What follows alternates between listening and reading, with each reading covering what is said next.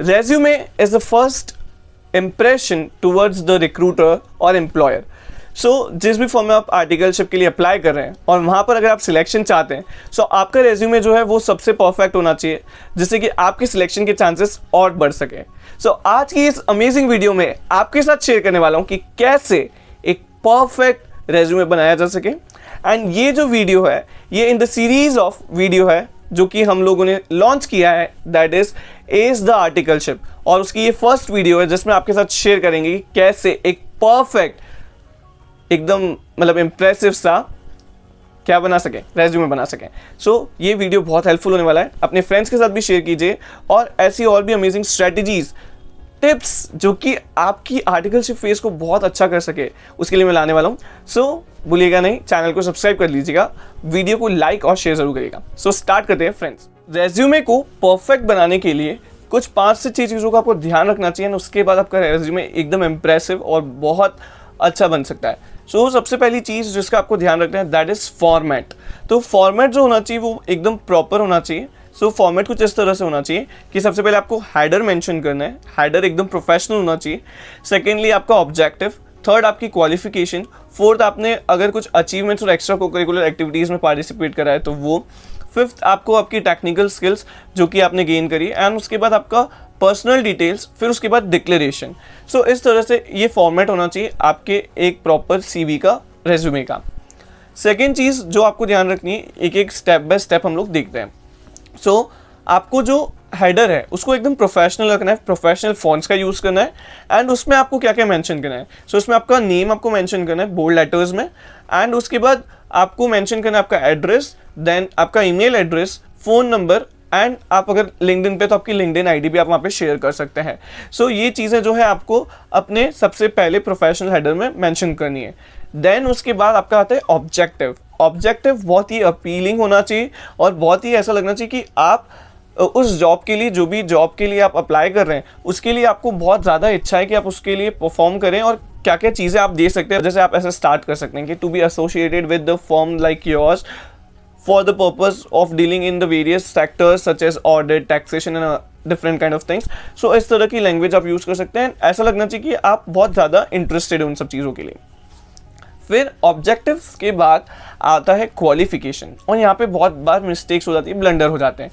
कोई बच्चे कभी कभार ऐसा लगता है क्वालिफिकेशन ऊपर नीचे लिख देते हैं, बट एक प्रॉपर फॉर्मेट होना चाहिए, दैट इज कि हाई टू लो जाओ या लो टू हाई जाओ. सो हाई टू लो में क्या होगा कि आपको सबसे पहले रिसेंट जो आपकी डिग्री चल रही है यानी कि बीकॉम की, देन उसके बाद सीए इंटर की, सीए फाउंडेशन की, देन उसके बाद 10th and 12th and then 10th, और जो इसका रिवर्स हो या उस तरीके से आप दिखा सकते हो, यानी कि पहले क्लास 10th एंड देन उसके बाद बीकॉम की डिग्री.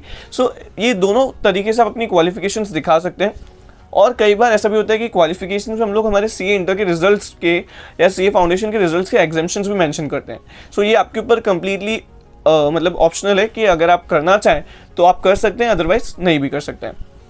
क्वालिफिकेशन दिखाने के बाद नेक्स्ट अपनी जो चीज़ आती है वो होती है एक्स्ट्रा कोकरिकुलर एक्टिविटीज़ या फिर कोई अचीवमेंट्स में जो आपका इंटरेस्ट है. तो आप वहाँ पर मेंशन कर सकते हैं कि आपका किस किस चीज़ में इंटरेस्ट है, आप क्या क्या आपकी हॉबीज़ है, आपको क्या क्या अच्छा लगता है, वो मेंशन कर सकते हैं. कुछ अचीवमेंट्स जैसे कि आपको कहीं मेडल मिला हो या स्कूल को आपने कहीं रिप्रेजेंट किया हो तो वो आप मेंशन कर सकते हैं. फिर आती है टेक्निकल स्किल्स. टेक्निकल स्किल्स में आपको ये बताना होता है कि आपने जो आईटी और ओसी की ट्रेनिंग करी होती है, सो वो आईटी ओसी ट्रेनिंग का सर्टिफिकेट्स आपको अटैच करना पड़ेगा एंड साथ ही साथ उसके बारे में आपको लिखना पड़ेगा. इसके अलावा कोई टेक्निकल स्किल्स जैसे कि एक्सेल कोर्स कुछ आपने किया हो या ऑडिट से रिलेटेड कुछ कोर्स आपने लिए हो, सो वो सब कुछ आप मेंशन कर सकते हैं. या फिर फाइनेंशियल मॉडलिंग का कोई कोर्स हो तो वो आप मेंशन कर सकते हैं. सो ये अपनी टेक्निकल स्किल्स जो है आप वहाँ पर शेयर कर सकते हैं. फिर उसके बाद आपको बताना होता है आपकी पर्सनल डिटेल्स. तो पर्सनल डिटेल्स में आप मेंशन करेंगे क्या कि आपको कौन सी लैंग्वेजेस आती है, आपका मैरिटल स्टेटस आप शेयर करेंगे, आपके फादर का नेम शेयर करने वाले, एंड उसके बाद आपका डेट ऑफ बर्थ मेंशन करने वाले. सो ये जो है कुछ पर्सनल डिटेल्स आपको देनी होती है. नेक्स्ट चीज़ आती है डिक्लेरेशन. और डिक्लेरेशन में आपको ये बताना होता है कि जो भी इन्फॉर्मेशन आपने दी है वो सब कुछ करेक्ट है, ट्रू एंड फेयर है. सो वो आपको मेंशन करें कि I hereby solemnly declare that all the above information provided by me is true and correct, true and fair, इस वजह से लिखना रहता है. एंड उसके बाद लास्ट में आता है डेट एंड प्लेस एंड आपका सिग्नेचर. सो ये सारी चीज़ें जो है एक परफेक्ट रेज्यूमे में मेंशन होना चाहिए. अभी 2 से 3 चीज़ें जो आप जो है चेंजेस कर सकते हैं फॉर्मेट में। सो बहुत सारे लोग नीचे रेफरेंस डिटेल भी मेंशन करते हैं, तो आप वो भी कर सकते हैं कि रेफरेंस भी डाल सकते हैं अगर आपको किसी ने रेफर किया हो, सो रेफरेंस डिटेल भी मेंशन कर सकते हैं। और साथ ही साथ आप चाहें तो फॉर्मेट में थोड़े चेंजेस कर सकते हैं, जैसे एक्स्ट्रा को करिकुलर एक्टिविटीज़ को बाद में लिखकर पहले टेक्निकल स्किल्स के बारे में बता सकते हैं। सो ये सारी चीज़ें जो आप अपने हिसाब से थोड़े बहुत चेंजेस कर सकते हैं। फिर बात आती है कि जो रेज्यूमे होना चाहिए वो कितने पेजेस का होना चाहिए। सबसे बड़ा मिसकंसेप्शन है कि 1 पेज का होना चाहिए, 2 पेज का, 3 पेज का, 4 पेज का। सो ऐसा होता है, शॉर्ट एंड स्वीट रेज्यूमे सबसे बेस्ट होता है। सो आपको कोशिश करना है कि रेज्यूमे को 1 पेज में ही ख़त्म करना है और उसमें सारी चीज़ें मेंशन करने की कोशिश करना है। अगर नहीं हो सके सो फिर 1.5 पेज पर जाना चाहिए, बट यूजुअली जो रेज्यूमे होता है वो 1 पेज का ही कंसीडर किया जाता है कि वो सबसे बेस्ट होता है। फिर रेज्यूमे में फ़ॉन्ट आपको कौन सा यूज़ करना है, तो times new Roman font use करना है। फ़ॉन्ट साइज़ जो है वो आप यूनिफॉर्म फ़ॉन्ट साइज़ यूज़ करेंगे। Proper bullets and proper headings का आपको यूज़ करना है। हेडिंग्स प्रॉपरली हाईलाइटेड होना चाहिए एंड बुलेट्स प्रॉपर होना चाहिए।